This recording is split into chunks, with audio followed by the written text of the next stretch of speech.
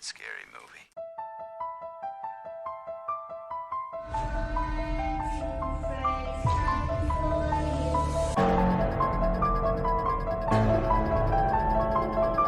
Well, sometimes that is better.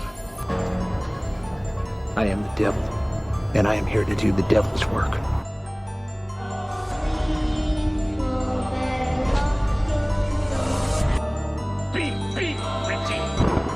Demons to some, angels to others.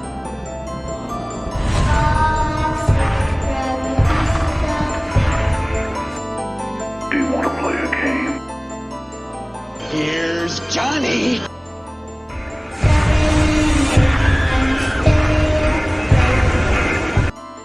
The funeral is about to begin. Never sleep again.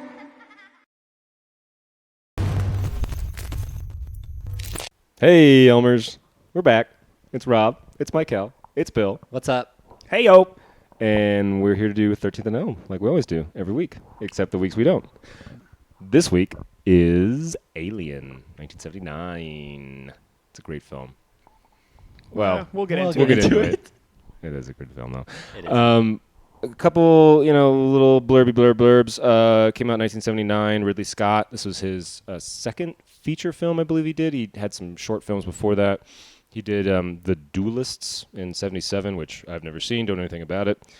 And it's probably at least one of the most well-known sci-fi horror movies of all time. Like, even people that aren't horror movie fans know about this film. Not only just know about this film, know about aspects of this film, the creatures, Sigourney Weaver. Like, it's in the collective consciousness of, the English-speaking world and beyond that.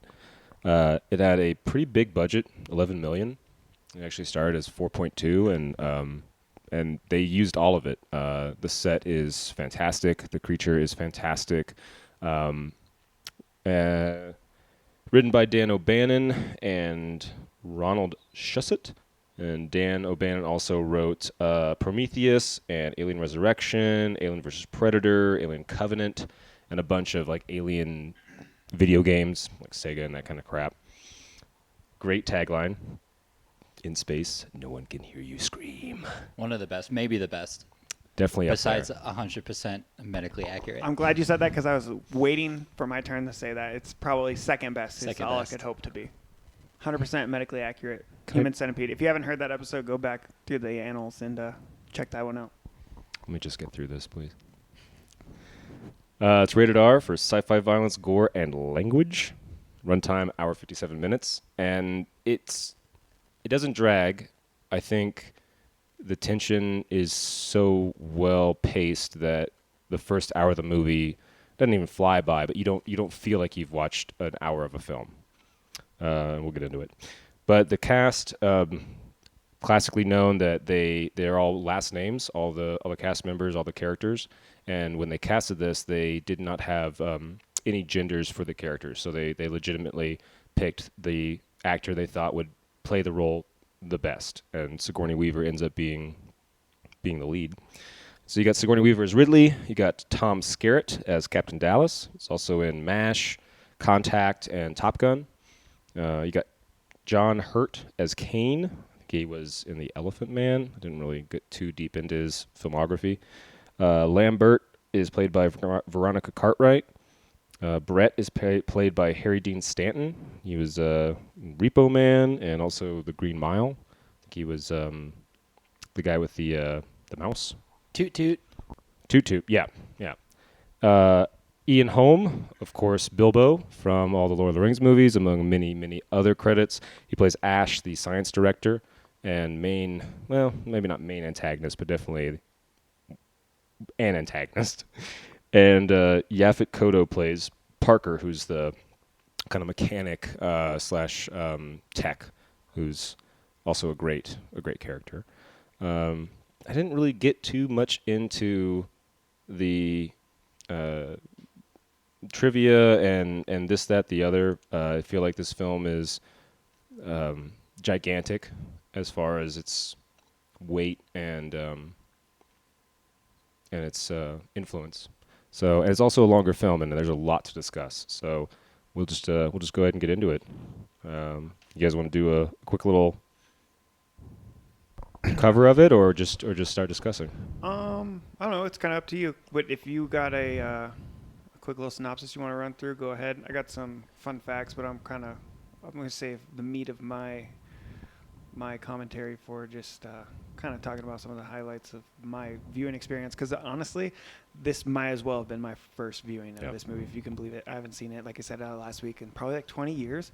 And anything that would have been considered a major plot point, I was 100% blind to in this viewing, honestly. So I'm jealous of that, to be honest. dude, we'll get into it. Well, but like, you guys already know what I'm going to say. No idea. Didn't see it coming. Okay. No, I hadn't seen this movie in 5 years at least. It was before I was up in y'all's neck of the woods up here, and I remember the broad strokes, but a lot of it, and also just I've watched a lot more horror. I've eaten a lot more of these films, and my palate has grown and developed even before we started this, but definitely after we started doing this podcast. It's pretty good in my opinion. It holds up quite well for its age, which is something we can't say about all horror movies from the 70s. But the synopsis is essentially it's a bunch of, they're kind of cowboys. They're like mercenaries who are contracted out by some company. I don't even think they name the company in the film. I think they just call it The Company. They do in for future films, especially Prometheus. You kind of get more into, because it's like an origin story and everything. Yeah. So they're contracted out. They're carrying a ton of mineral ore, and they're on their way back to Earth, and they get woken up by the automated, autopilot by Mother. Mm-hmm. And they're all kind of out of it, and they're like, we're not home. Like, what the hell? They get a distress signal, and they have to go, per their contract, they have to go investigate it if it could possibly be intelligent life, which you don't have to really square that with anything, because this is I don't even remember what the year they say that it is, if they even do say the year, but this is clearly like so far advanced that they have hypersleep, which is a trope that might not have been established in this film, but definitely was popularized by this film. And they go down to the planet. They land poorly. The ship is injured or damaged. I guess it's not actually injured. It's not a biomechanical ship. And they have to fix it. And in the meantime, they send out a crew to go investigate this distress signal. They find an alien spacecraft with a fossilized giant alien, which looks familiar if you've seen the Prometheus film. Yeah. Have you seen that? Have you seen Prometheus? Yeah, Michael? I've seen Prometheus. Did you like that? I like it a lot, but I heard it's pretty polarizing from what I've heard. But So for me, we won't talk about this. For a long time, having not really had like a fresh or viewing or really even an understanding of Alien in my mind, just knowing that it was from like a continuation or kind of like a predecessor, I pretty much viewed that as a standalone movie. Now, I've seen Alien before, and I've seen Aliens before. I don't think I've seen any of the other movies. I don't even think I've seen like Alien versus Predator. So I didn't have a deep understanding of the lore. That being said, I think that might have made Prometheus more enjoyable when I watched it, because a lot of the people who really do like Alien and super geek out about it, I heard didn't like it as much. But I thought Prometheus was a good movie. I do too. I mean, I like Alien a lot too, but I don't know if I would consider myself a super geek on it. I'm sure there's some continuity errors and stuff in there that I wouldn't have known or cared about. But anyways, yeah, I know we're at the other planet right now, but I do love how this movie starts, right? Just all the quiet shots of like the real long hallways, like the set direction in this movie is awesome.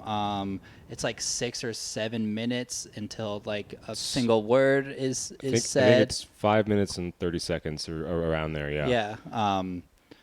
But yeah, one of my favorite horror movie openings for sure. The long, quiet shots of the hallways are awesome. Very Star Warsy. Very, very Star Warsy, and it looks lived in. This is not some shiny, polished spaceship. Right. Man.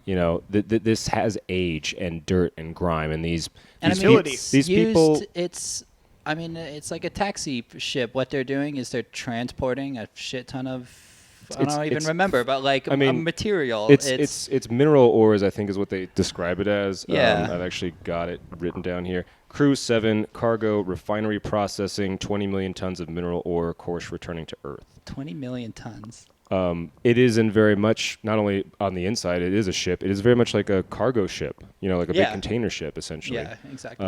And the people that are working it are, there is a science director, Ash, who's played by Ian Holm, who's on there. And I guess that's part, and we'll get into like why he's there later. But everyone else is either like former military or like kind of blue collar, Parker and Brett are the two kind of mechanics. And then everybody else is sort of whatever. They're cowboys, essentially. Yeah. They're also very much a crew. This is not a collection of like ragtag individuals. Like they all have a job and they all perform that function on the crew. You know what I mean? It's like True. You have the mechanics. You have they're sailors. Really, Ripley's character, warrant officer, is kind of the most ambiguous, I guess. But yeah, you have a science director, you have the crew captain, you have the first mate, you have the navigation specialist and stuff.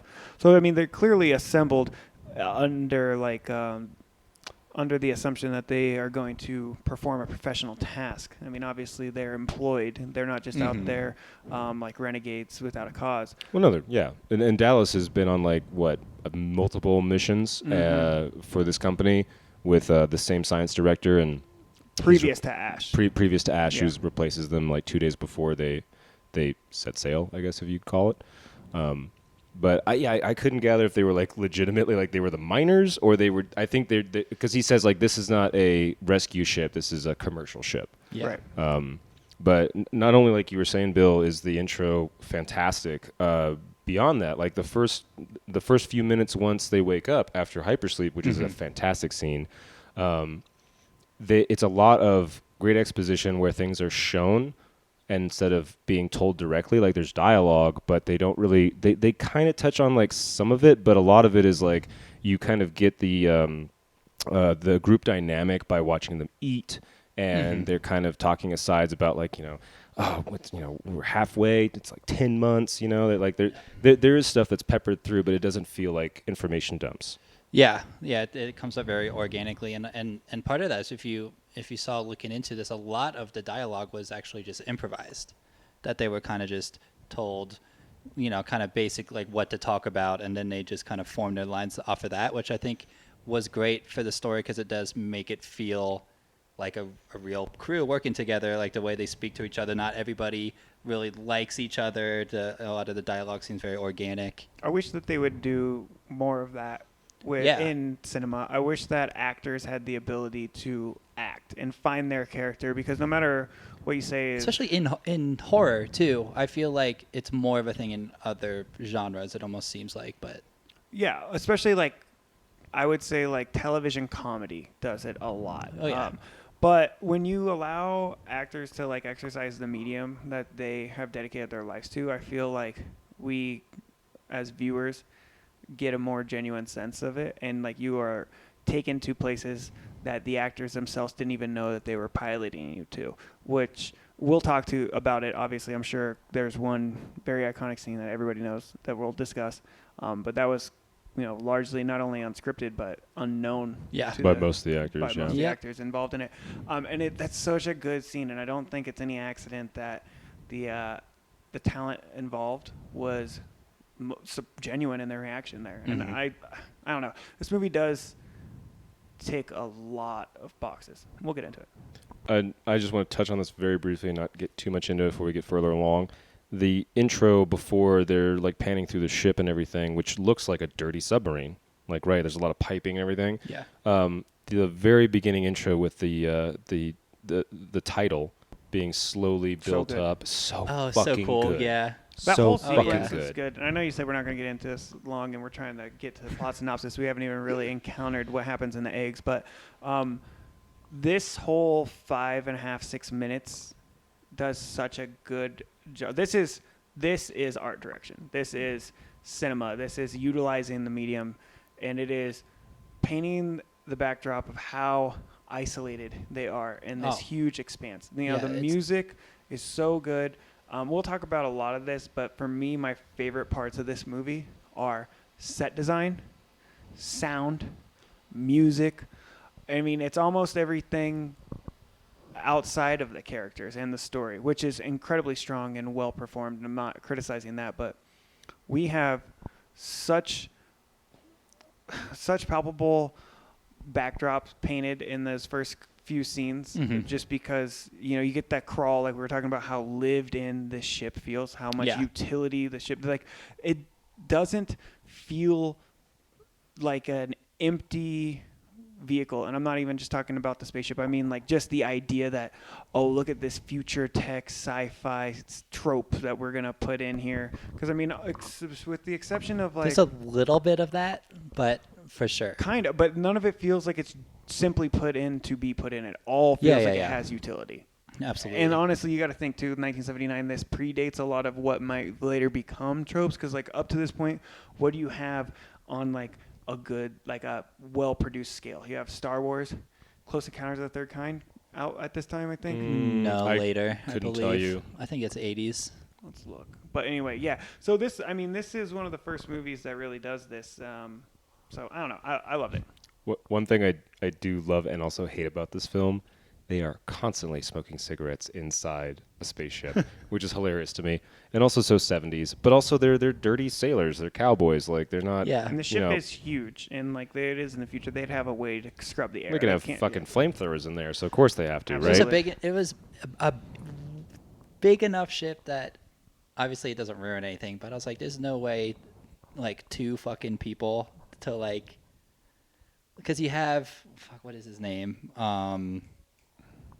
The main like, mechanic. Oh, and Parker. Then Brett and then Parker. the other guy, like those two guys to take care of that whole thing is insane to me. And of course, they do a fine job. Well, like giving real their hand, but you know what I mean? Like I think they said that with the load, it would have to be. It's like a 2-mile long ship.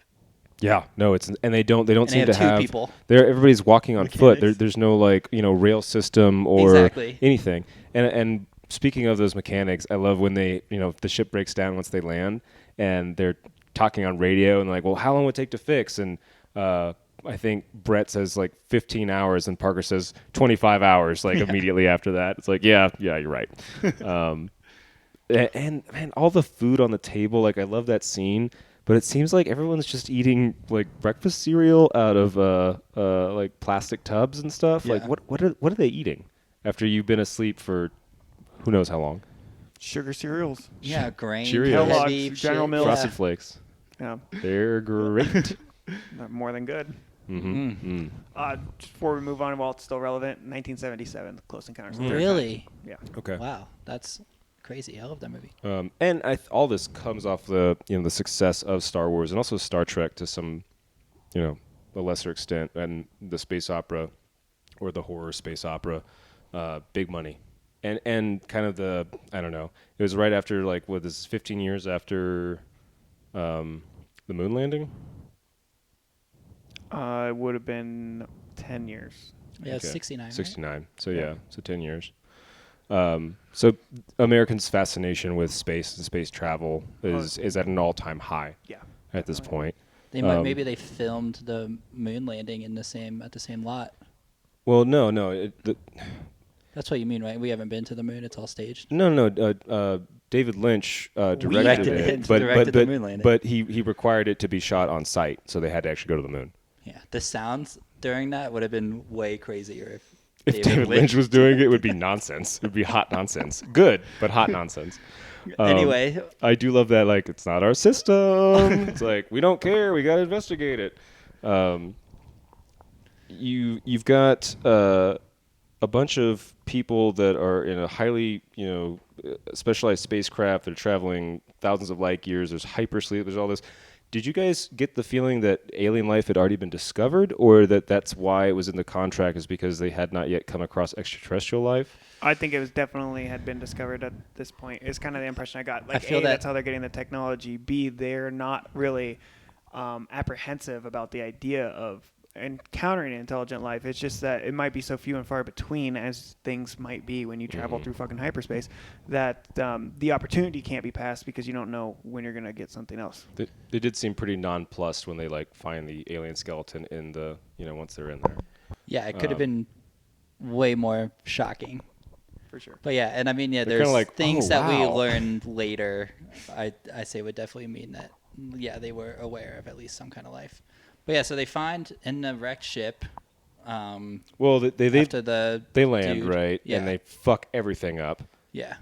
And they get kind of a readout that's like, oh, it's a volcanic rock, and it's Yep, they get like the atmospheric pressure and it's like what enough it's made carbon up of and shit. enough carbon dioxide to like be toxic, but not like you're gonna die immediately kind of thing. Yeah. And then they get to the alien ship, and they're like, oh, have you seen anything like this? Like, no, never.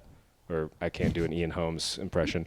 That was spot on. Yeah, that's perfect. I don't know what you mean. And then they get to it, and man, how vaginal is this film?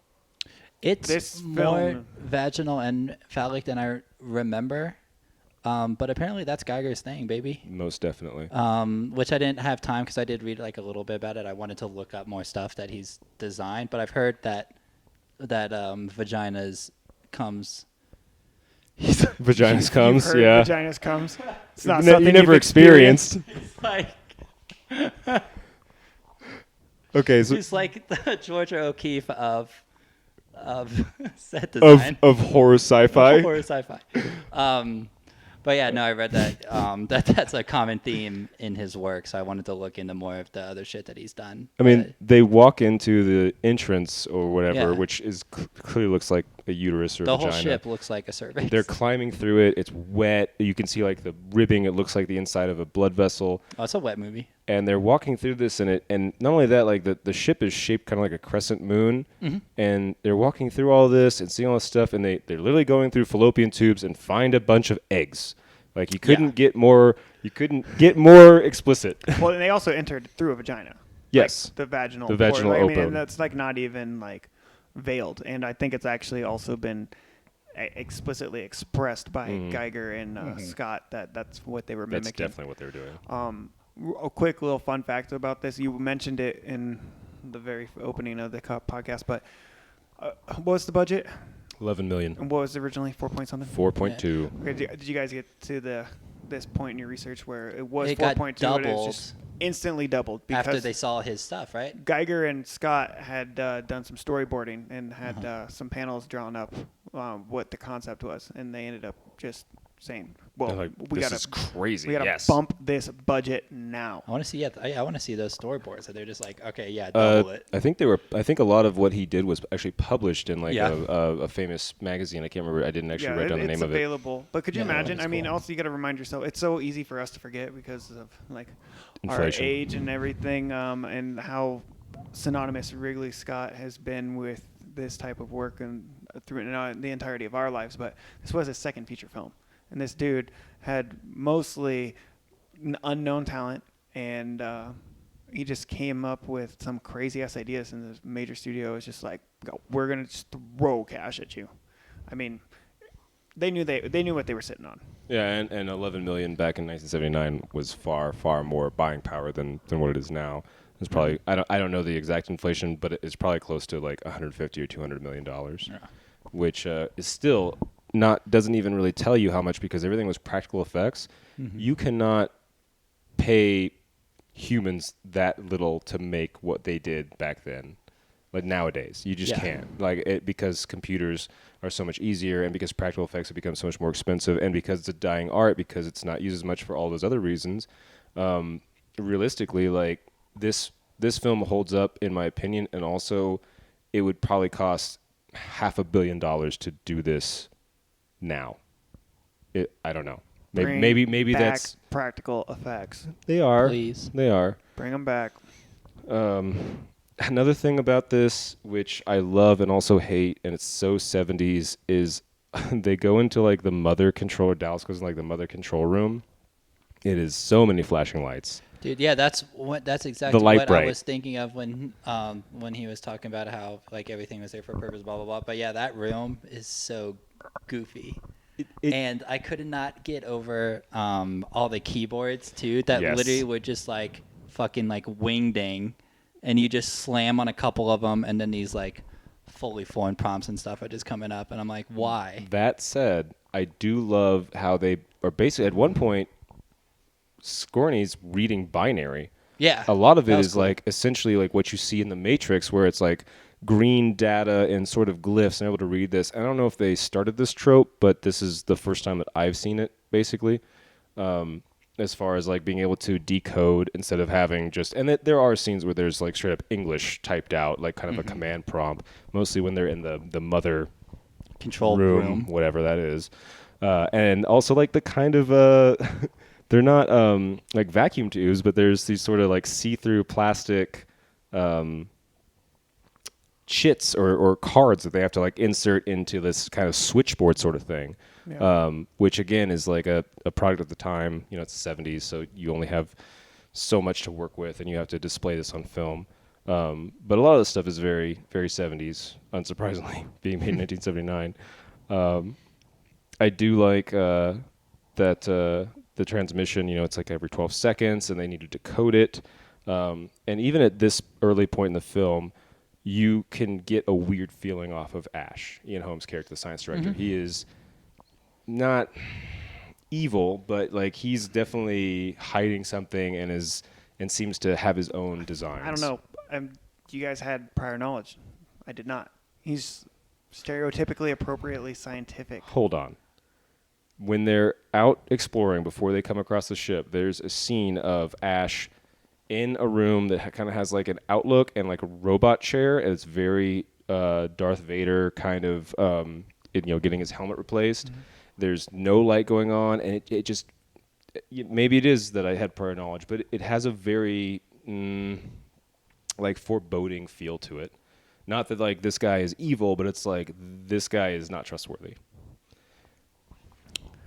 I don't trust any of my crew members. That's probably wise.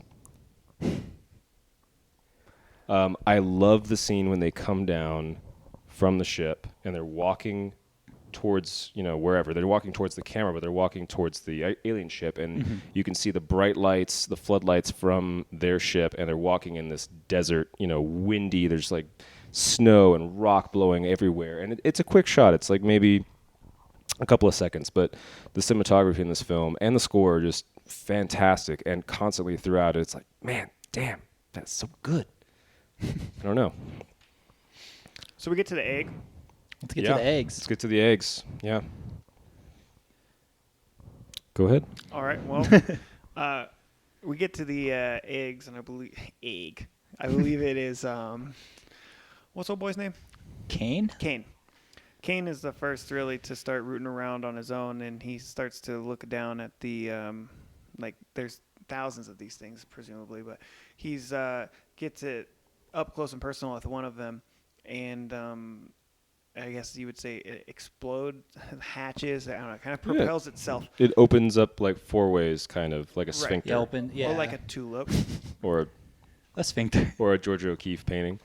Right, it opens up, and then boom, we get our first real encounter, I guess, with the alien, which is the Facehugger.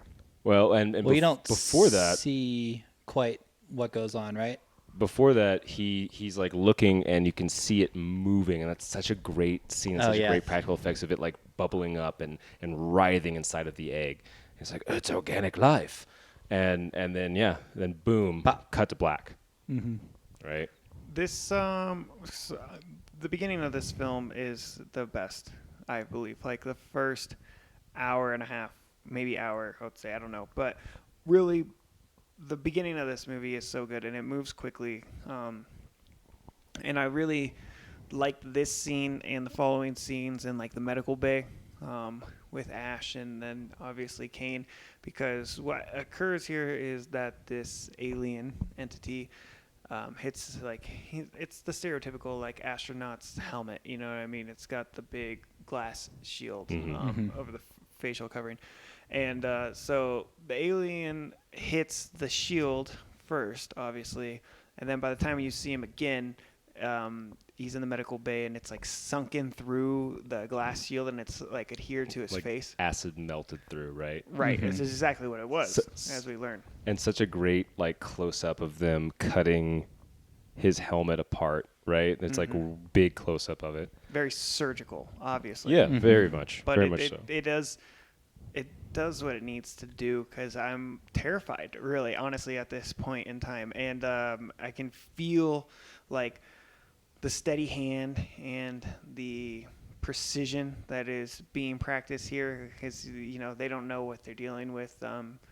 And I don't know, this whole, like I said, the first hour plus of this movie is very tense for me. Go ahead. Would you call it an exercise in tension? I would never describe something in that fashion. Never. I don't think I ever would. No. Okay. But anyway, so what I wanted to get into is Stan Winston and his practical effects work and magic. This dude's a magician. This was my favorite scene of the movie, probably, in terms of effects. And I would argue that this is really when you get the most of the practical effects in the movie, because a lot of this movie is what you don't see. A lot of this movie is in dark, behind steam and clouds and fogs, and it's hidden by the ship and everything. You don't really get a lot of the Xenomorph in this movie, but you do get a lot of long, uninterrupted, intimate shots of the Facehugger, particularly when they when they find it removed from his face after it falls from the ceiling, and they flip him over, and this thing just looks so real to me. And I don't know what it's supposed to look like, obviously, having never seen one, but the way that it moves, like its little fleshes and flaps, it's like a slimy little writhing mollusk. It's disgusting. It looks like something you would dissect in high school, right? Yeah, or like a pay horseshoe way crab. too much money at like a Japanese restaurant for. To eat alive. Exactly. It is terrifying looking, and it still it makes my legs feel like a little shaky. I don't know what it is. I think to me it looks like a huge spider crab human hand hybrid that is just gripping with his face. Elements of oysters And it's going to impregnate you. Yeah. With down your throat. This is more. It's also of a penis and vagina. Mm-hmm. Yeah, this movie is hyper phallic and like super, like there's a unsettling element of like, as a viewer, I feel like, and this again, like I feel really lucky having, this was basically my first viewing of this movie. I probably rented it once when I was like 10 or something, just because it was Alien and I like wanted to see it, and I was probably fucking around and not paying attention to it and just like wanted to see the chest burst because it's like iconic, and like really not paying attention to the movie. Definitely wasn't like old enough to have an appreciation and like dissect it, but this movie for me, and what was basically my first viewing, just had so much discomfort built in through the sensation of me just being like sexually violated through this film, because there's so much of like that face hugging, like deep it's like humping him, right? Yes. Yeah, you can see it like pulsating. And then it feels dirty, like and you like, can hear him breathing the whole time. It's like the sounds in this film are great, but it's like so wet and thumping. Dude, it's a wet movie. Everything in the alien ship is soaking wet and goopy and slimy and gross. And Geiger, obviously, iconic, and his art style was developed far before this movie came out.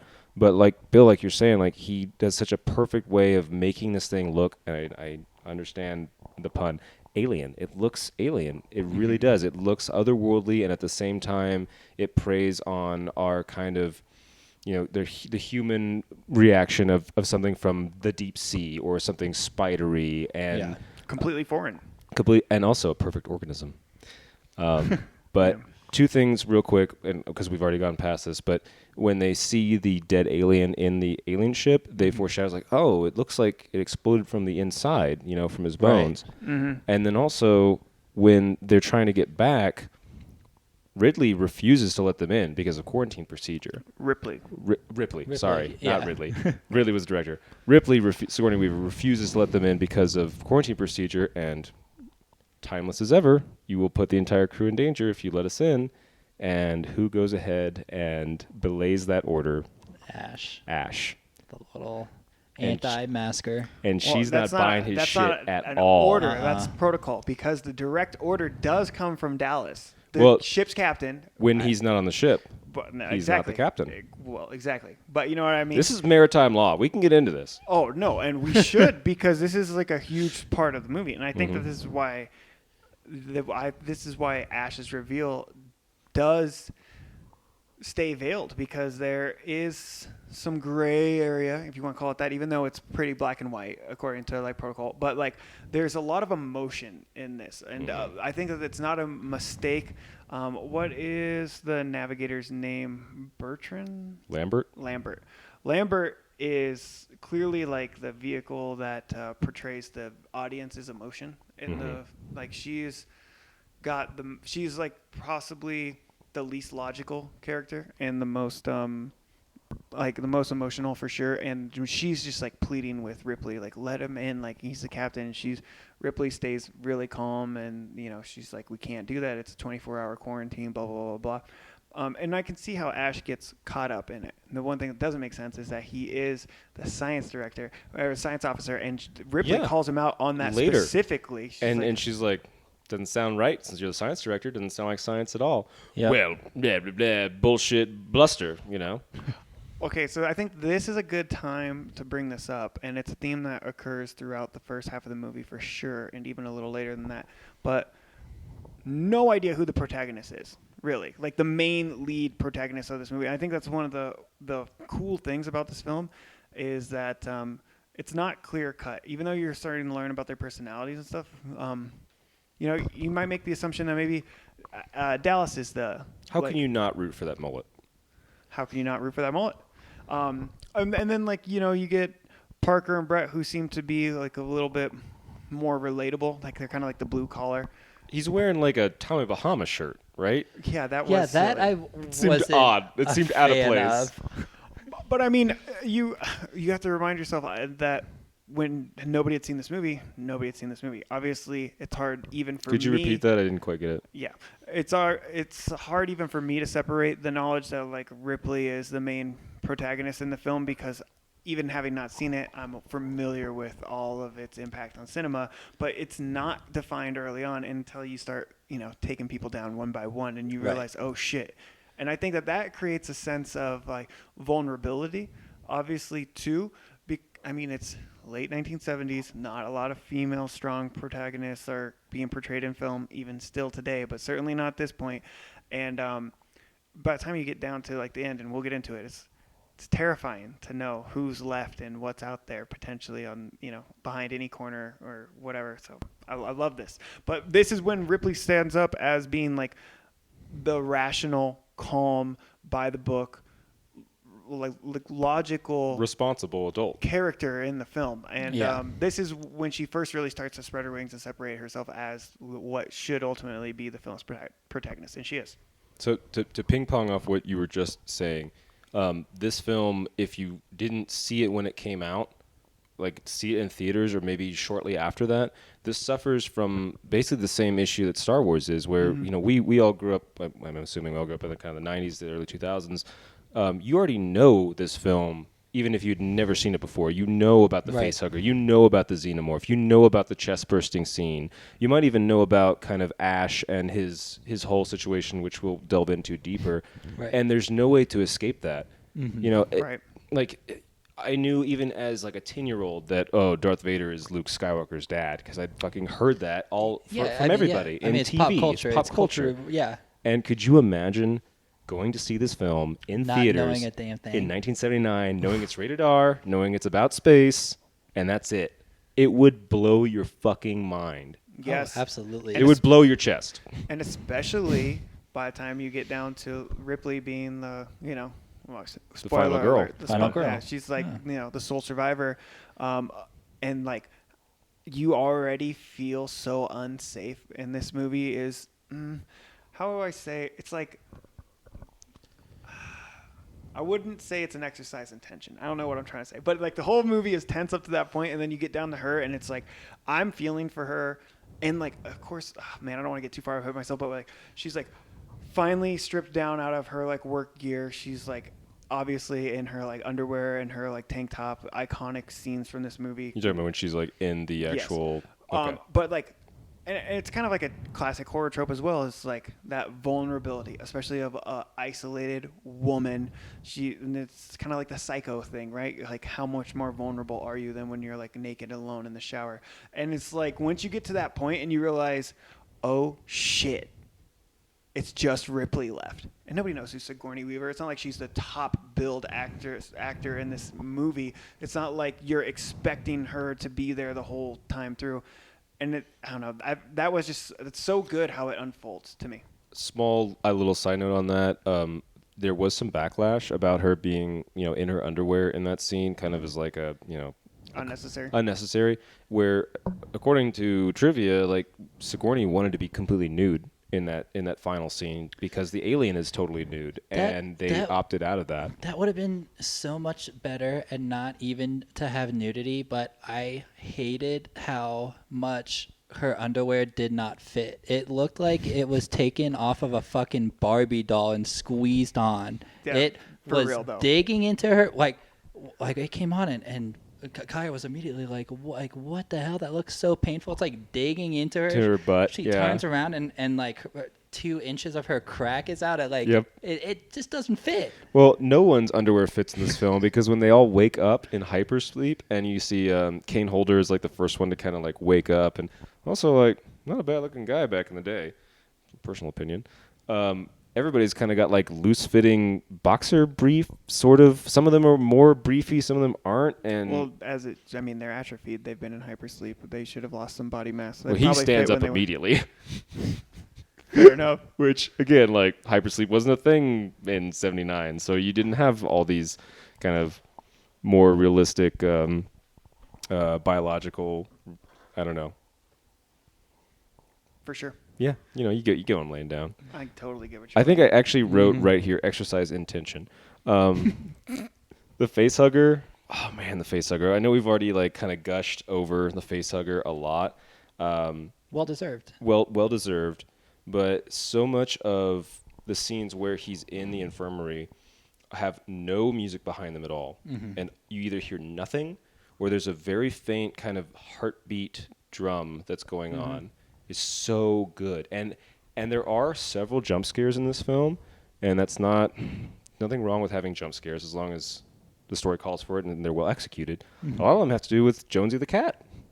Yeah, so there's very little things under my did not like column, and the main one is that it was just okay to bring a cat on this They ship. are smoking cigarettes. I was like it didn't make sense how annoyed that made me. It was so much like it's just like not safe.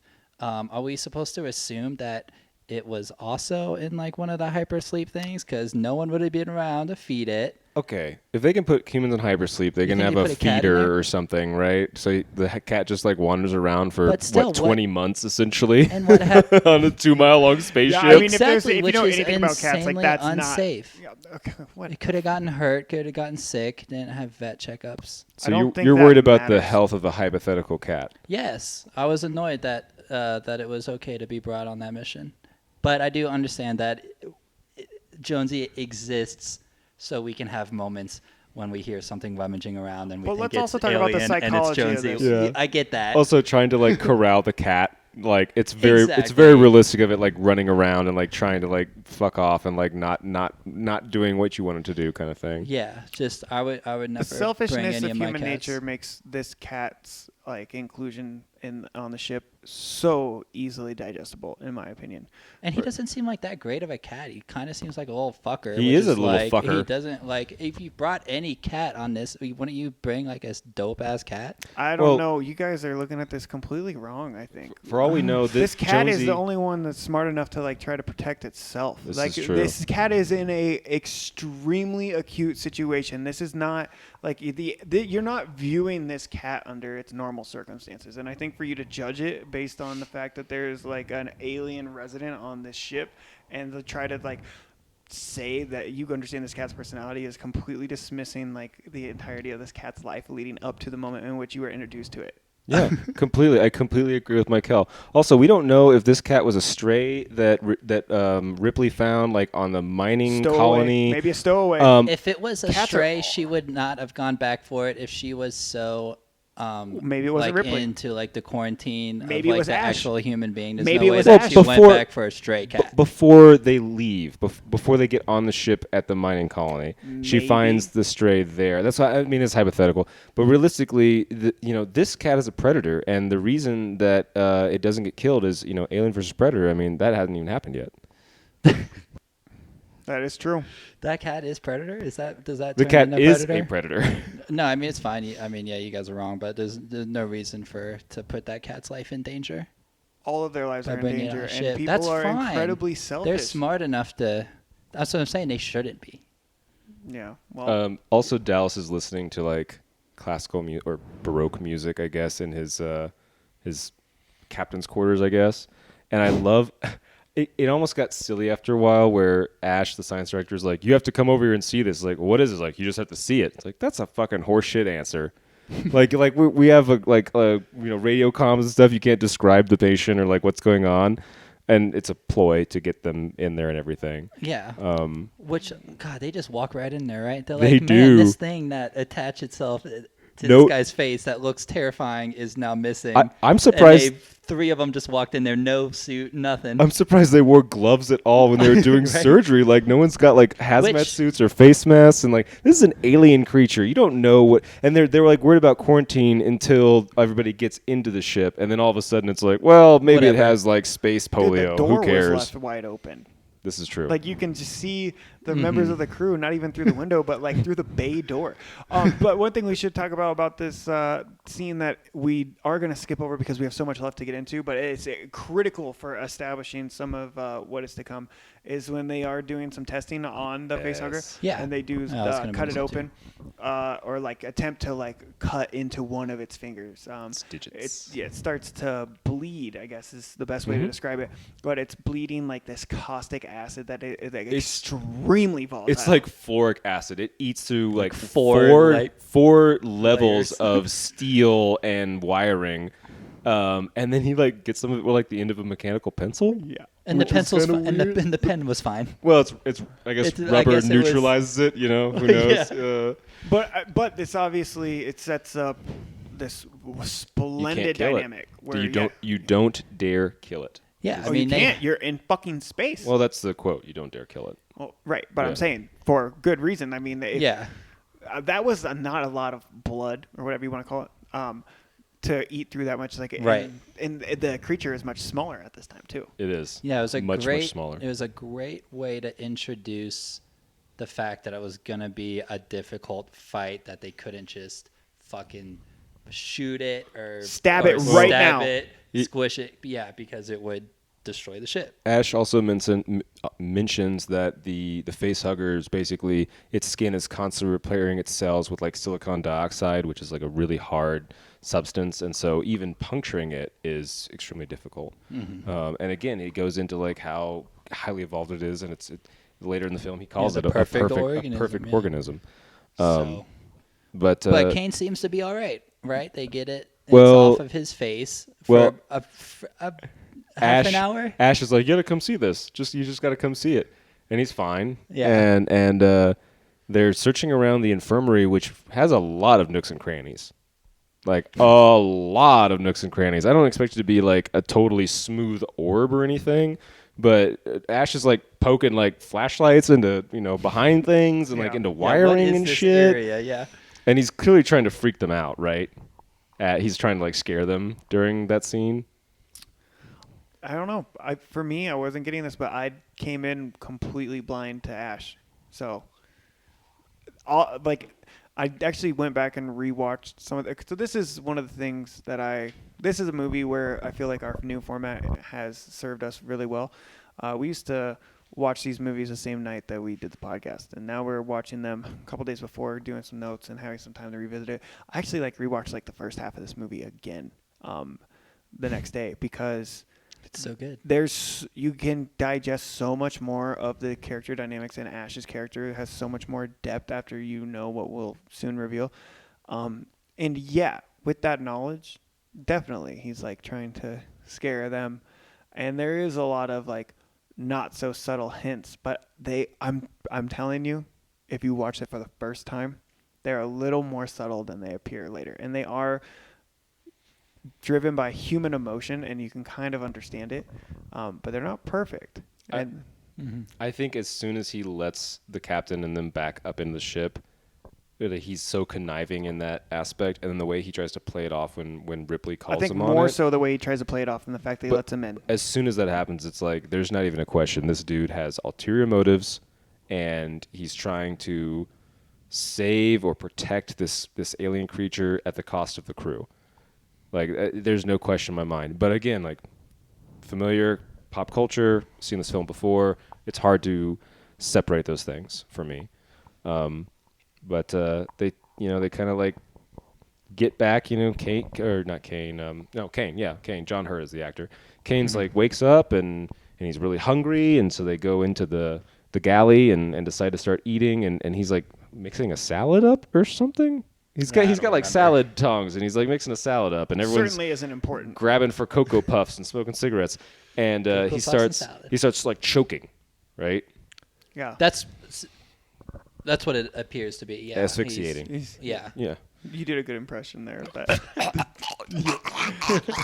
But yeah, something like that. He starts to get choked up, literally, but it alarms the crew, obviously, and they're a little on edge just given the circumstances, and like also just kind of let this creature Facehugger like run rampant. Like, I understand everybody's got to eat, but nobody's like standing watch. I don't think I'd be able to eat. Well, it's dead, right? So I guess, but so when they see him starting to choke, they all gather around, and they're kind of making sure he's okay, and it escalates quite quickly. Like, he's not okay. He's gagging, and I think somebody instructs like Parker to throw a spoon or something in his mouth so he won't like bite his tongue. Yeah, like he's having a seizure essentially. Yeah. And then this is obviously I don't even think it's arguable, like the most iconic scene of this film. Oh yeah. And of one film of the most in general. Yeah, of film all time. Uh-huh. I mean, this is up there with like Luke, I am your father type of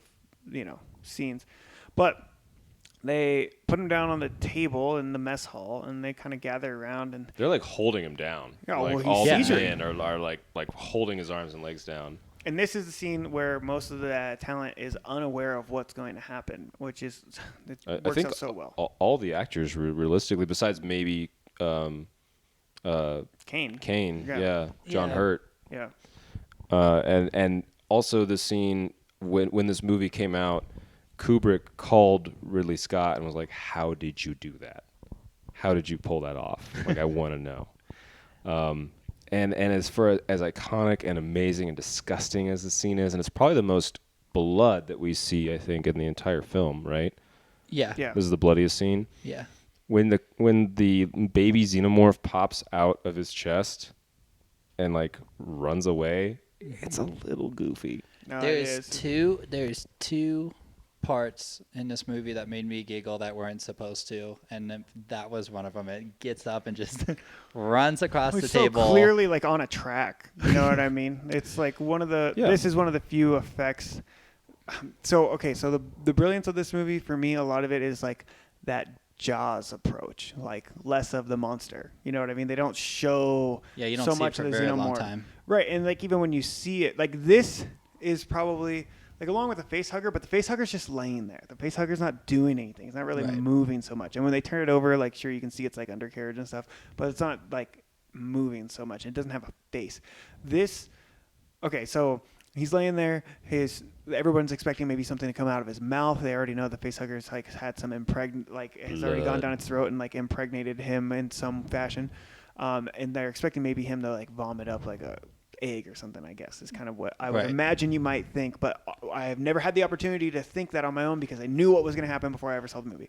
And then he's wearing a white shirt, starts, he starts to bleed from his chest, and then this initial little pop Yeah, which there is is. when Yeah. his white shirt gets sprayed with blood, And then the next pop, the big pop, is this little xenomorph comes out. And like real quick shout out Spaceballs. No matter how many times I see this, I'm always thinking of like a Michigan J Frog coming out. Hello, It starts dancing.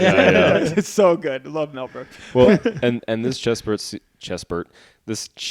scene is at minute 55. So this is halfway. This is almost exactly the halfway point.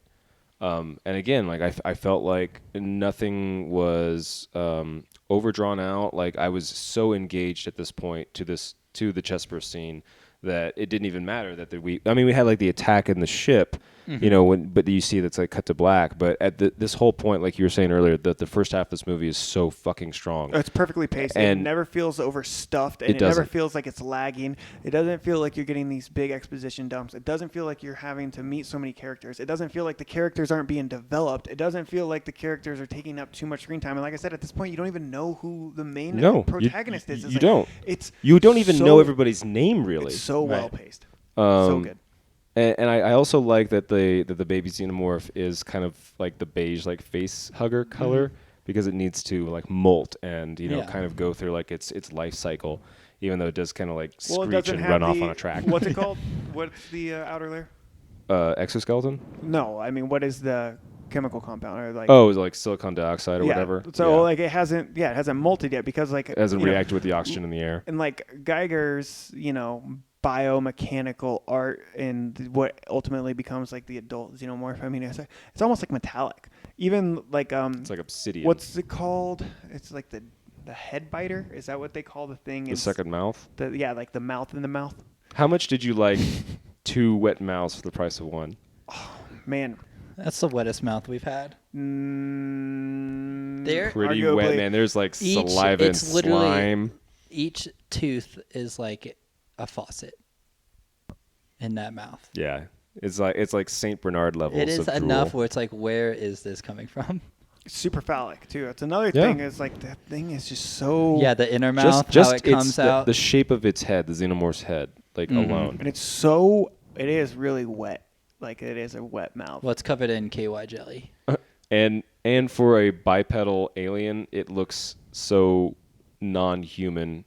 Where up to this point, and even after this point, a lot of aliens just happen to be like bipedal creatures that look kind of weird. Yeah. Right. Or Bald- like bald a humans with completely oblong heads. abstract, unrelatable alien type of thing, which does make sense. But like a lot of film reviews and criticism of this movie, and like my own opinion, and I don't know, maybe you guys agree. Feel free to chime in, but this is the best alien in cinema history as far as concept and design. Like what's kind of crazy about that is like think about how much technology has advanced and like how many more tools there are at our disposal now in the medium of cinema. And like I do not know that the xenomorph has been eclipsed. Like it is What about Jar Jar? so good. All right, I recant my statement. Thank you. I'm not near as a fan of. I mean, I like sci-fi, but I don't have the wealth of knowledge and the background to really speak to that. But for a bipedal creature that's portrayed by a human actor, I didn't write down his name. The actor who plays him, who's like 7 feet tall. It is very alien, very animalistic. And creepy, and Predator is too. But Predator is basically, it looks like a creature from Star Trek, where it has 2 legs, 2 arms, and a face, and it wears clothes, and it uses weapons. Predator's way more human-like. But I do He like has dreadlocks. he does have yeah, dreadlocks. I mean, Predator is kind of just like a advanced human. I do like that. Ash is like, no, don't touch it when it pops out of the guy's chest, just to save it, because they're literally about to like smash it with a hammer or something, right? Then you get Kane's barrel at sea. They like put him in a space coffin and shoot him out into the space. Which that was a little funny too. It was a little funny, right? And it's like twirling around. It's like not like just shot out. It's like going in like a kind of gyroscopic. And then you've got Ash decides to make. He basically, like, this is another thing that's a problem with sci-fi and horror, where anyone who is like a science person knows all science. Like, oh, yeah. he's a doctor, he's an inventor, he's a biologist, he's a geologist. Like, he could do it all. He's Ian Holm. He can do it all. And he invents this weird thing that detects minute changes in air density, which they also call bullshit on. Like later in the film, it's like, yeah, air density, my ass. But if you're walking around with it, like just moving it around, like they shake their like arm in front of it. If you're with anybody else and you have that thing, like it's just going to go off like a fire alarm. It makes no sense at all.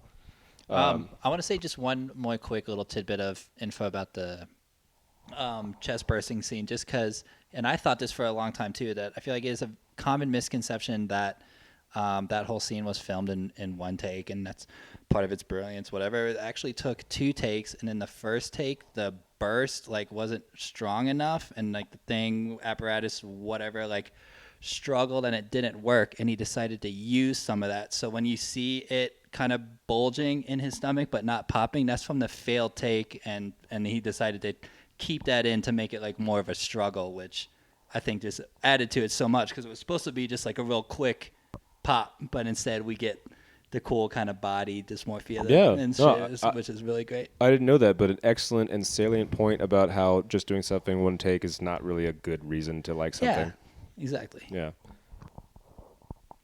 I did like the little kind of what's his name? Brett is looking for the cat, and he's like meowing for Jonesy, and then he comes across the molted like snake skin of the Xenomorph. Yeah. And he's like, and it's like maybe not full size. It's like maybe the size of like a small child, but like way bigger than the whatever mini Chihuahua kind of size that pops out of Kane's and you chest. see in the director's cut or whatever, you see the Xenomorph in that scene too. In like the background, right? Yeah, it's like curled up really tightly into like a ball and like hiding. Which did you guys watch the director's cut on this? I did not. No, I've seen it before, but it's not. I didn't watch it for the last time. But I really wish they would have kept that in, because I do remember it being a cool little like kind of like hidden in plain view sight type thing. Yeah. He's right next to it and has no idea. I did not like that Brett decided to like take a shower in that scene. He's like sticking his head up and there's water falling down. He like sits and while he's looking for Jonesy, and he's like literally getting drenched for I don't know like 10 or 15 seconds. Like I didn't understand that, and it took me out of the film for a minute. I kind of agree with that. I do kind of remember being like, what is he doing? He's like he like sticks his head up and like kind of has it wash over his face, and then he puts it down and just lets it like rain like on his hat for a while. I think he even takes his hat off. What is going on? Then you see he finally finds Jonesy the cat and is like trying to get the cat, and the cat is hissing and as his hackles up, and you can see behind Brett the Xenomorph is like uncurling itself from the ceiling, and that's the first kill, and you don't even really see it happen. Most of this stuff with a Xenomorph is off screen. Yeah, or like zoom into the mouth, lots of side angles, him like it in the darkness, veiled behind whatever, some like fog or whatever, which is great. I mean, it makes it better, I think. Exactly. Like you don't want, I mean, like a full reveal is fine, but save it for sequels, the end or bigger late budgets, or sequels. Like what I mean? Right. Like they squeezed every penny out of this, and like Sam Yeah. Weston, obviously H.R. Geiger, they had the talent there behind it to make it good. But I don't think that it was. I don't think it was a mistake that they took the approach that they took. Not a lot of screen time for this, and it also like nothing is as strong as your own mind. You know what I mean? And like you're so on the seat of your on the edge of your seat. On the seat of your edge? Yeah, on the edge of your seat during this. It's like not seeing it was more scary for me. How enjoyable was the edging of this film? Big fan of edging. There's nothing really else to say. So they decide to make up like 4 incinerator units. Like, oh, it'll take me a few minutes, but I can kind of. They're flamethrowers, Yeah, well, right?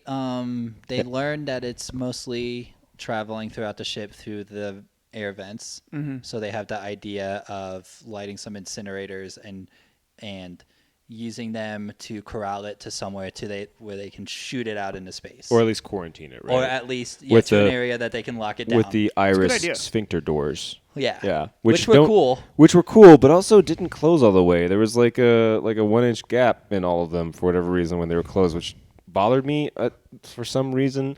I see what you mean, because it's like a door like that. It would be made like that to keep out absolutely everything. It's and like the it's an air atmospheric vent. pressure and It's stuff. a Yeah, fucking it's air there's vent. holes in it. Like, why would you do? It's like, oh well, sorry.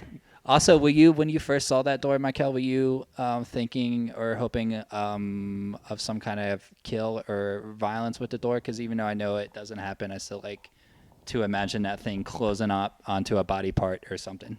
I mean, how great would it be if someone was gotten chased through that and barely made it through, and that thing took off an arm or something? You know?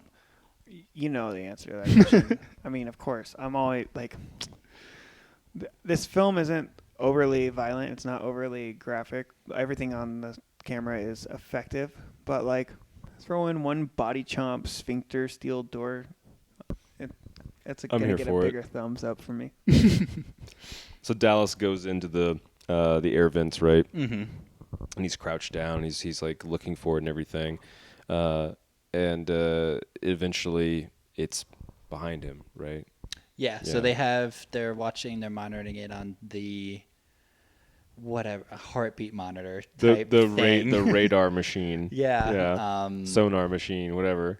Yeah. They're like, it should be right there. It's right on top of you. And Lambert's like freaking out about it. Mm-hmm. And he gets killed.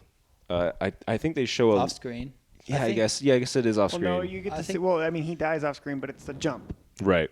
You see him turn. And it's the first time you see the full grown xenomorph. Like up close. And it's too quick and it's too dark and it's, you know, very instant. But you get the sense that like, and actually Parker is great here. Because I believe it's right after this. Is maybe I'm one ahead, but he goes, whatever it was, it's big. You know what I mean? Like this thing is growing so fast. Like it's larger than a huge. Yeah, life cycle is a few hours from baby to full grown. At this point is when Ripley goes into the mother chamber because she's now captain because Dallas is dead. So is Kane. And so is Kane. And what is Kane's position? Is he he's like first mate? He's like the second in command. The second in command. Yeah. She goes into the mother, and she also has kind of more knowledge of like how to program, I guess, and like what questions to ask. And that's obviously plot device. But she finds out about the Special Order 937 and starts questioning Mother on like what it is, and it's like, oh, you know, restricted, blah blah blah. And she does overrides and finds out that actually there's a secret order to find the organism and keep it alive and bring it back, and the crew is expendable. And then boom, he's in the room with her. Ash. And he goes full mask off, right? And starts basically putting out his evil plan and locking her up and like with the... Yeah, they have the great 2001 A Space Odyssey moment where she even like turns in the hallway and looks at him, and even though I know what she says, it's like you think she's gonna say, "Open the pod bay doors, Hal." She turns and looks at him and is like, "Open the door, Ash." Like almost like same delivery of that of that line, which was like a great straight tribute to that scene, which is great. So is this what is about to occur? The second point in the movie that made you laugh unintentionally? Oh, is it the rolled up magazine? No. This shit's stupid as fuck. That shit was kind of stupid too. No, it's like really dumb. Why wouldn't you just strangle her? He didn't know any better. He wasn't programmed. He wasn't programmed for strangulation. All he knows is everything else. I actually forgot about this part in the film. I thought he was gonna like smack her like a bad dog. You know, like why is he a rolled up magazine? That would have been more effective. No, he's trying to shove a rolled magazine into her throat, like with a hole in the center of it. Yeah. Yeah, like that you could breathe through. Yeah, like. I guess like a blunt force trauma to the trachea. I don't really understand his whole idea with that, but it was gross and weird. This part of the movie strange. was dumb, and this took me out of it. The whole confrontation or the reveal. No, just the method that he uses, I think. Yes, that, but also it put me in a bad state of mind, so that like when the reveal occurs, honestly, I was like, really? And I appreciated it more after I gave it time and let it breathe. And then like when I went back and watched it again the next day, that's funny. I was like, oh man, this is good, and I can't just like shit on it. And I wanted to come to this review with a little something to shit on this movie, just to try to remain objective. But there's not a lot, man. This movie is really tight. Not a lot of filler. I have like 3 bullet points on things I did not like, and they're all the cat is the biggest thing. If This- that tells this you anything, was my it biggest is thing. I thought you guys would like the nothing cat more major. because Oh, I you're love both the cat cat. people. I love you know? Jonesy. I mean, obviously, I love that there's a cat on screen, but the logistics of it don't line up. And also, it's kind of sad to think that they use a German Shepherd to on set to purposely scare the cat to make him act. It was the 70s. He was allowed to do that, right? But yeah, Parker and Lambert like show up and try to stop Ash, and that's when you start getting the feel that Ash is not human. Like he's really strong. He's using like a single arm to like throw them away, basically, while he's trying to slowly And he's obviously force feed Sigourney he's Weaver probably like a magazine. the most senior member of the crew. Like he's not necessarily like a big, imposing young fit No. man. Like he is tossing these people around, and he's got to be in his, I don't know, 50s. Let's just say 50s. Yeah, late Yeah. 40s, early 50s, but and he's And not he's like small. He's overweight, diminutive. but he's like 5'6" maybe. Yeah. He's not a big guy. Parker is like a fairly large, or definitely a larger man than he is. And he And a works with his mechanic. hands. He's Yeah, like a blue collar guy. Oh, and he tosses him aside like it's nothing. And then Parker grabs a fire extinguisher. Love it. Love any sort of blunt force weaponry. And I think I'm not alone in this. Oh, Oh, absolutely. not And- amongst us three of us. Knocks him in like the neck, and then I'm sure at the time it was unsettling, but this part also made me laugh, where Ian Holm is kind of like interpretive dancing sort of and like seizing out running around before he on the gets his wall. head knocked off. Like it was a little goofy. Yeah, kind of flailing. Yeah, but But then it seems around the more realm. mechanical than like human. kind of.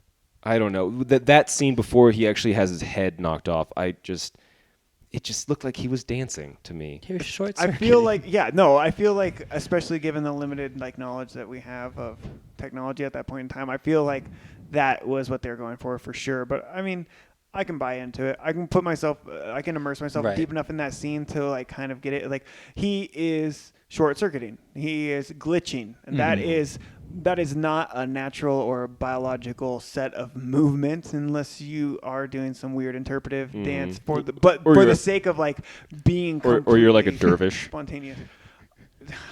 He lacked all the grace of the dervish. Come on. He was not turning his head around quick enough. And then he does get his head knocked off. Almost, it's like he's hanging by not a thread, a couple wires, and it's like totally on the back of his neck, and finally, quote unquote, dies. Loses power. And and you see he's just full of milk. Yeah, that was the I first have thing. a He lot to starts talk about sweating this. milk. he is sweating milk because he gets knocked in the head, right? Right. Before he gets knocked in the neck and is doing Right. the weird dervish thing. Because you're like, why the fuck is he sweating white like milk? Whole milk. Yeah. Goat milk. Skim milk. Goat milk. It's thick. And then you're like, Ash's a goddamn robot. I think is what Parker says, something like that. They plug him back in, or like basically able to like solder a few wires together. This was kind of goofy. But I like it because they do the voice modulation. It's not over the top, and it seems to fit. And because this film is so big in pop culture and everything, there's a lot of memes about this film. And one particular one that I'm very familiar with, unsurprisingly, is where his face, his head is kind of to the side of his body, and he's like covered in milk. And it's just like, it's like when you're waiting for him to get you the towel, essentially. Because he is just like, I don't get it. you Can you explain that? yeah, so he's covered in semen, essentially. It's all, Wait, I thought they were in They're in a space. ship, though. Yeah, the- shipment. a shipment of semen, yeah. Yeah. Oh, come. Yeah, exactly. talk You about got it. splooge? You got it. Ooh. We'll edit that out. We don't need to. No, we won't. We have an adult, mature audience that has no qualms about Ian Holm covered in milk semen. Good. And I do like what I don't like, but it's kind of funny how I dislike. Well, it's a perfect organism. it's Organism. What his head looks like when it's the head that's going to be speaking versus the one just laying there is like night and day. I mean, it cuts there, and it's like, the color's completely different. Like, it's smaller. Like, I feel like it's not as wet. And then camera comes back to when he is like plugged in again and speaking, and it just looks so fucking different. It's insane. That's true. This is probably this is the weakest part of the movie, but it works well as a plot device. But like visually, this doesn't hold up even more so than maybe the chest burst Xenomorph, because that's happened so quick, and like there's quick camera pans and like it's off screen pretty quick. But like we spend a decent amount of time here looking at Ash's There's a couple of minutes of that and, scene. I don't know. This just it doesn't hold up as well. This is like the only time in the movie where it feels like it's made in the 70s. I'm not saying you're wrong. But I don't necessarily agree with that, but you need this. You don't necessarily need this scene, but you need something like this scene for the rest of the crew to buy into that. Everything that's going on with Special Order 937 is happening, because hearing it from Ripley would do the same thing. Well, I said it was essential for the story. What I said was it doesn't look great. Okay, no, it looks 70s. No. Okay, I mean, it just didn't look great today. I just don't think they needed to include the part where they kind of like put some wires back together and talk to him again, because he doesn't really give any information that we don't already know from what she saw on the computer, or that at this point we can just assume. You know what I mean? Like he doesn't, unless I miss something that he says, but I feel like he doesn't add a lot more to that either. That I feel like they kind of just should have left it. You get what you already know, but you also get kind of him talking about how it's a perfect organism, and also like I admire the purity of it, essentially. Like it's more like kind of waxing poetically about the Xenomorph, where you're a robot and like why do you even care? Yeah, because there's another reason, like he's kind of playing off of human emotion by being like, oh, I'm defeated, like I might as well just tell them now. If it was a fucking cyborg, it would probably say nothing, or just, you know what I mean? I got the feeling that it was more like once he'd been decapitated, it was more of a call and response, like he's literally a computer program instead of like a thinking creature, where if you typed into the command prompt like what do you want, and he has to answer it essentially. Yeah, no, that's fair. But neither of you guys are wrong about this, where it is a kind of a weaker part of the film, and it's not the best done of the practical effects, and it does feel a little bit dated. Yeah. But as soon as that shit happens, everyone's like, we gotta get the fuck out of here. We gotta get on the shuttle, and they're like, the shuttle doesn't carry 4 or 5 if you're counting Jonesy. But they just start. They like, you need to get all the coolant canisters because we don't know how long we're gonna be. They are throwing those canisters around. I mean, they're like trying to make noise with. It's like a fucking stomp series. Like, holy shit! Like, what do you do? Like, just drag them out of the can, like, and throw them on the ground. Like, what? What is going on? Lambert is freaking out. She's like hyperventilating this whole time. She's the one where her eyes are pretty far apart, right? Is that Lambert? She's like the shorter haired. Yeah. She's okay. Yeah. Just she's the female who's not Ripley. Right. Just making sure. I think I wrote in my notes. She's throwing those coolant canisters around. Jesus, she's made so much noise. I want to kill her. Then you get the first like full body shot of the Xenomorph, right? Like you've seen it before, but you don't really get like an extended shot where you can kind of see how it moves, and like the weird protrusions on its shoulders and its tail and everything. And of course, you're fucking making a giant cacophony of canisters, and so the Xenomorph's going to come straight to you, and it is got a shiny, mirrored phallic head and the double wet mouth dripping. And I think, I don't know. Double wet mouth. Double wet mouth. Definitely, that's a mixtape. That's a mixtape. Yep. Hashtag Chrome Door. Hashtag double wet mouth. You get the scene where its tail is like curling up around her, and I don't know if this is in the director's cut because I haven't seen it, or it was just planned, but it's kind of implied that maybe the alien like rapes her essentially. It feels like it a little bit. I think that there's a lot of this. I definitely don't remember that. There's a lot of this movie that is suggestive in that manner. Like I said, there is like an unsettling sense of violation in this movie throughout, and I mean it fits. That specific scene, because you see it like tail curling around like her ankle and stuff, like moving up, and I think that might have been part of the storyboard. I don't think it was ever put onto film. Then you get another great trope, which probably existed before this film, but is so iconic and such a big part of this movie: the self-destruct sequence. Yes, dude, wasn't that badass? Did you not like it? Yeah, or I mean, what part of it? All of it, like her having to like open up the hatch and like pull all these like uranium rod things out, and you've got the klaxon going off, and you've got the timer countdown, like all this shit. Yeah, I mean, I definitely appreciated that it wasn't just one button like it is in so many movies. So like, oh, hit the red button, on, boom, okay, done. And then the strobe lights going off, which that part was like. It's unsettling. Hurt. It hurt to watch, right? Yes. I was like, was there an epileptic epilepsy warning for this? Probably not. It was 79, so people just thought people with epilepsy were cursed by God or something. Yeah, I but think it's also this is like a really good juxtaposition to the opening sequence of the movie, because like when you are at this point in the film, she's running to the escape pod, and you're essentially recreating the opening sequences of the film where you're traveling through like the bridge and the bay, the mess hall. You're going through all of this. In the beginning of the movie, it is very calm, very serene. You got a mellow ambient score. They're in hypersleep. Yeah, still. there's a lot of like clarinet and like strings. They're really soft. Right, and like it's almost shot for shot, except now you have the cacophony, as you referred to it earlier, of calamity and all of the steam and the the strobe lights and the klaxon and everything. Weaver's sweating, wide-eyed. Yes, and it's all like it just tells the narrative of where we've gotten to in the movie, because you should be sweating just like Ripley at this point in the movie, because you don't know where the fuck this thing is, and she's apprehensive to turn every corner. Like, she's like, oh shit, if I can just make it to the escape pod, I'll be safe, which is also brilliant. This was a good scene, and I think maybe my inability to appreciate it in the moment, and not that I didn't appreciate it, but like I could have appreciated it more if I hadn't seen it done so many times since this movie has come out.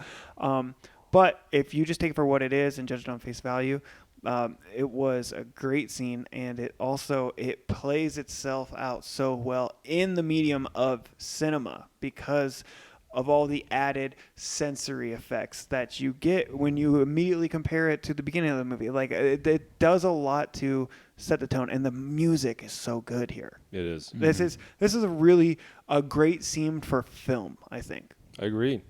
And she drops Jonesy in the cat carrier when she spies the alien across like over the corner. Yeah. Did you expect the cat to die? Get eaten up by the alien? No. I mean, if I could go back to whenever my very first viewing of this movie is, maybe, like, did you think that was going to happen? No. Yeah. Okay. Well, she sees the alien, slowly backs away, and luckily, like, there's a giant klaxon alarm going off, so she's kind of, hidden and every stealth from that. Goes back, tries to shut down the self-destruct sequence, and can't do it, man. She does it like within a few seconds, and mother is a bitch, and it's like, nope, too bad. You got 5 minutes left. Get out. So she does. She does then run back to the shuttle. Very similar. Doesn't take quite as long for her to get back, but it's still strobe lights are going on, alarms are going off.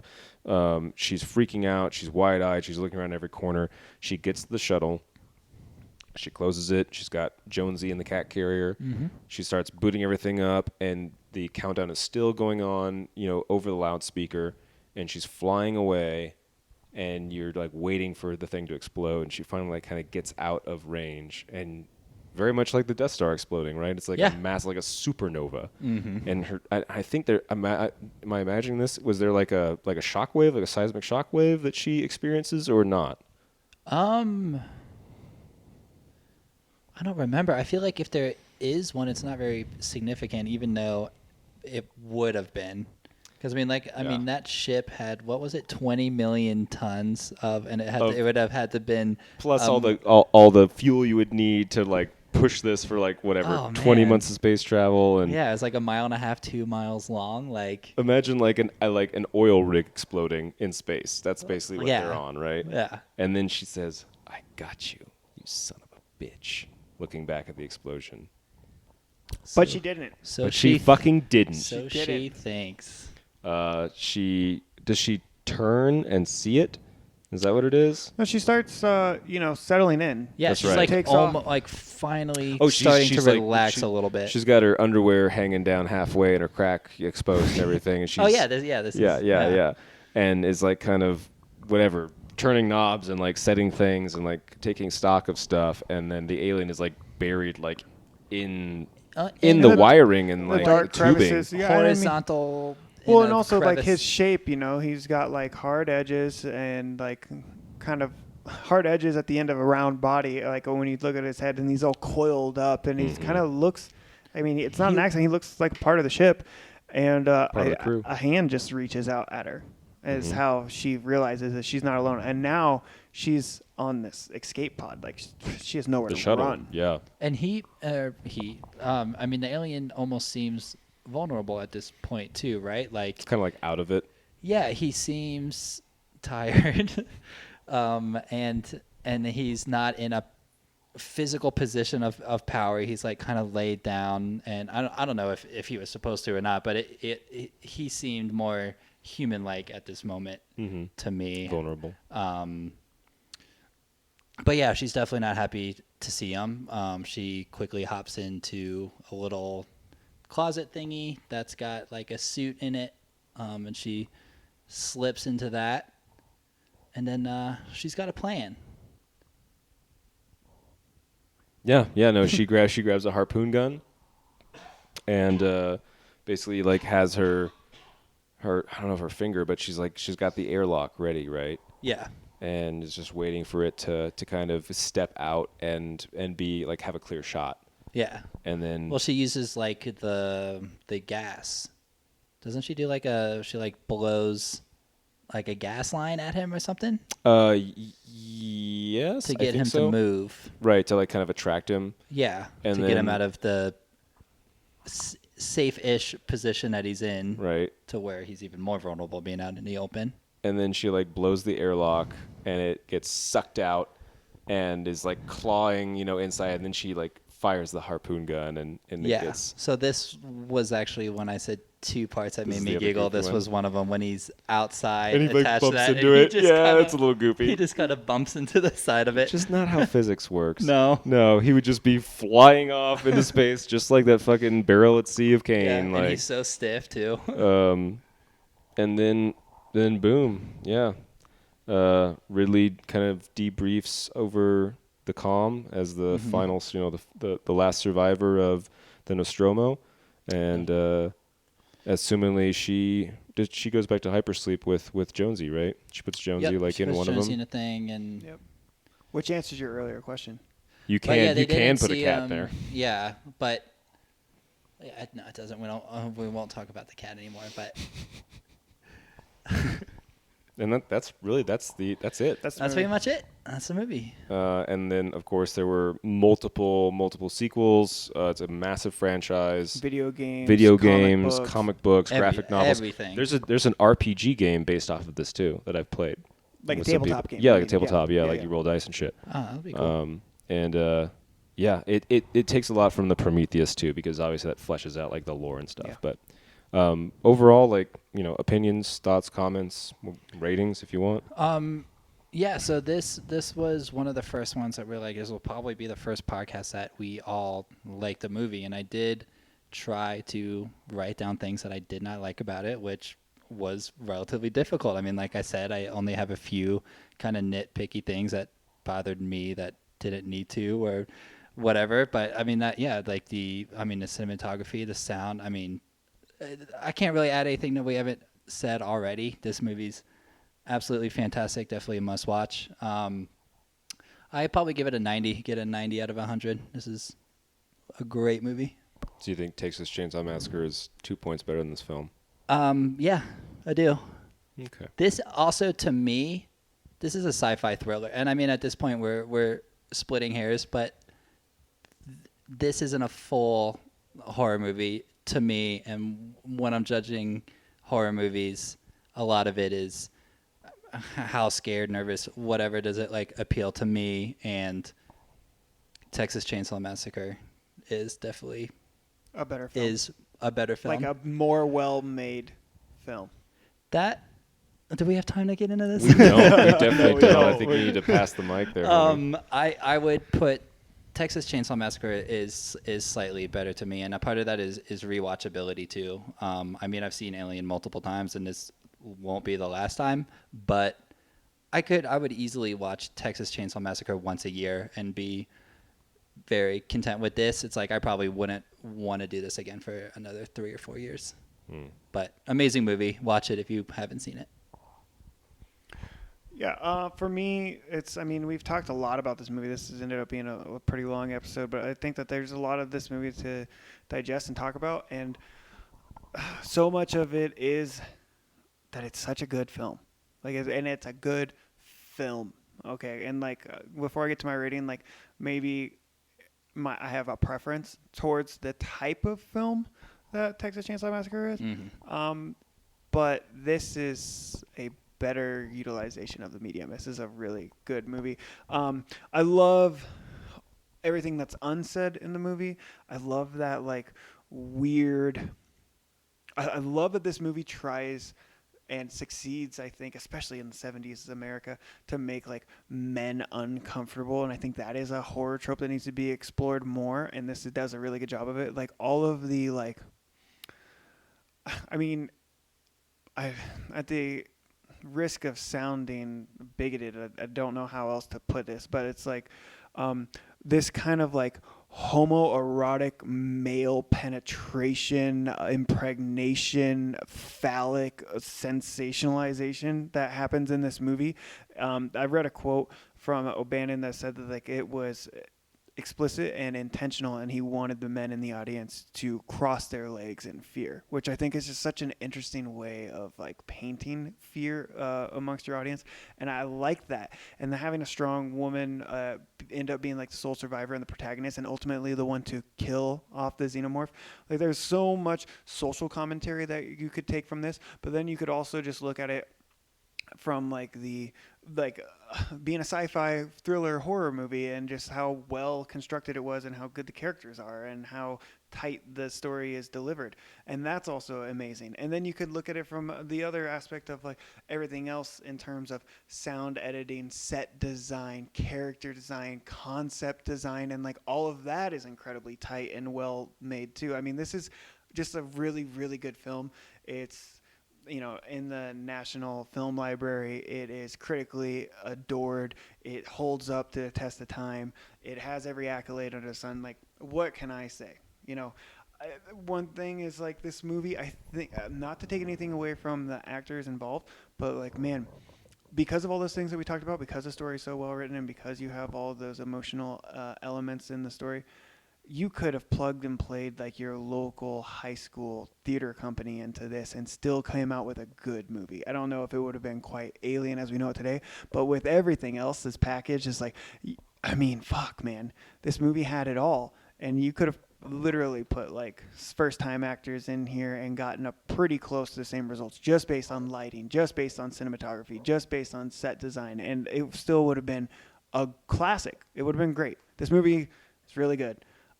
93 out of 100. Okay.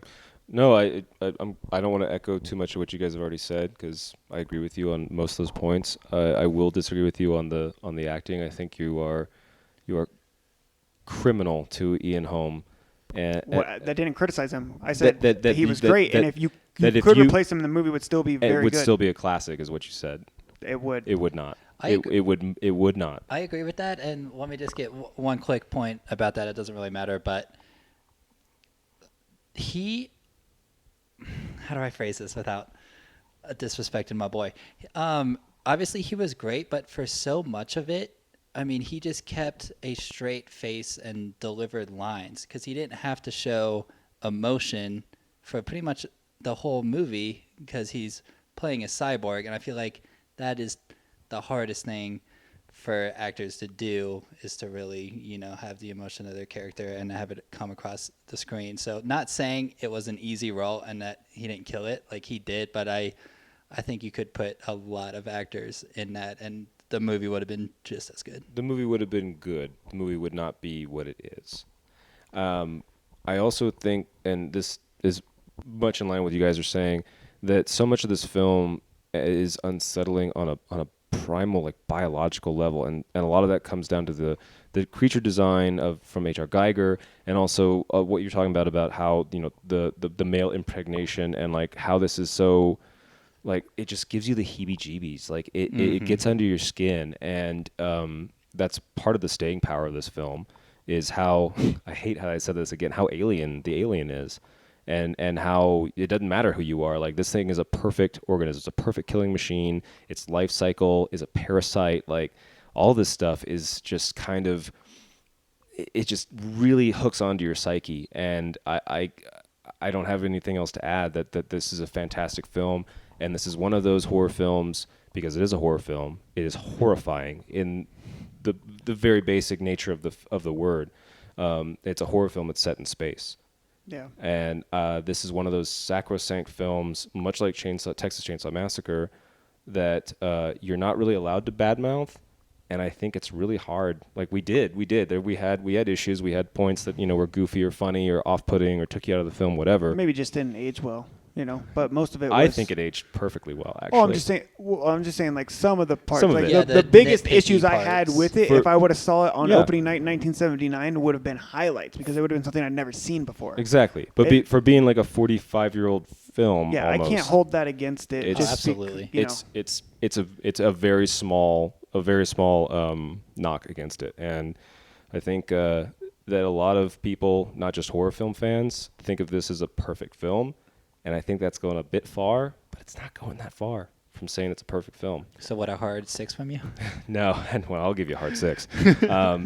No, this is a 9. This is definitely a 9 out of 10. This is maybe a strong 9. I don't know. Like, again, it's I hate going last in the scoring too, because I feel like I have to kind of not play off of what you guys have said, but it influences me. So yeah, this is definitely at least a solid 9 out of 10 for me. I don't think it's quite as rewatchable, maybe, and part of it is the length, and part of it's the tension. But again, like, I wouldn't want to eat a fancy steak dinner every night. It would get boring. It's a lot to digest. And this film is very much like that. It's something that's kind of a special occasion. It's something that I think from now on I probably will try to watch on a yearly basis, at least for the month of October. And I'm glad we did it. Yeah, it was great. I really enjoyed it. Solid pick. So definitely, if you've seen this movie, you haven't seen this movie, watch this film. Yeah, revisit it if you, whatever. Just get it in front of your eyes again and just accept it for what it is. And let it hug your face. Accept it. And next week we have, I think, Bill's on deck. Yeah, and I am ready. Are you guys ready to hear my pick? What's old boy's name? Are you serious? My name is Bill. Anyway, we are doing John Carpenter's 1982 classic, The Thing. What do we think? Man, damn, that's so good. This is probably this is the weakest.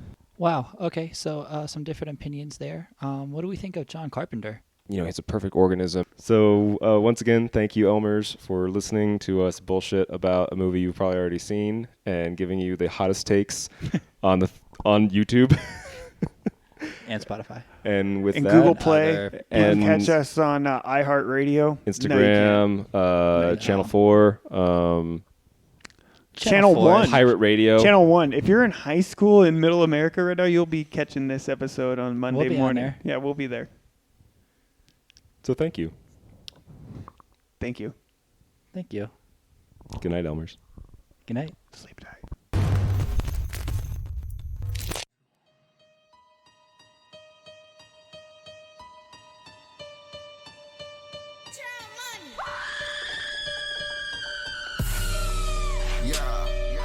Pull up with us, watch 2 films.